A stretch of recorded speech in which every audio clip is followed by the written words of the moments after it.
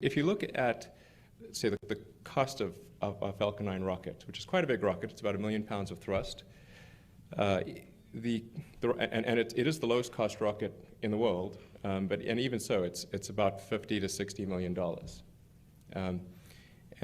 But the cost of the fuel and oxygen and so forth is only about $200,000. So obviously, if we can reuse the rocket. 3, 2, 1. Liftoff of the Falcon 9.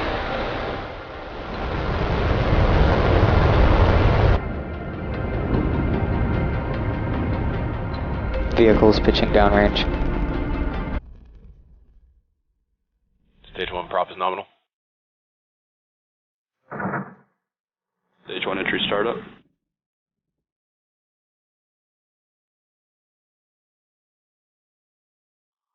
Stage 1 is transonic. Stage 1 landing range startup. Stage 1 landing leg deployed.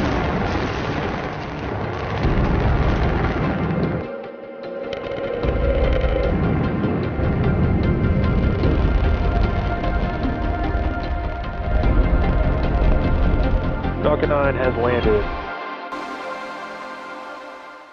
Say 1,000 times, then that would make the capital cost of the rocket per launch only about $50,000. There'd be maintenance and other things that would factor in there, and fixed costs and some overhead allocation and whatnot, but it would allow for about a 100-fold reduction in launch costs. And this is a pretty obvious thing if you think about it as applied to any other mode of transport. You can imagine that if planes were not reusable, very few people would fly. 747 is about $300 million.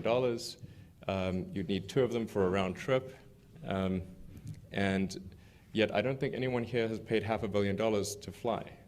And the reason is because those planes can be used tens of thousands of times. And so all you're really paying for is fuel and pilot costs and just sort of incidentals. And the capital cost is relatively small.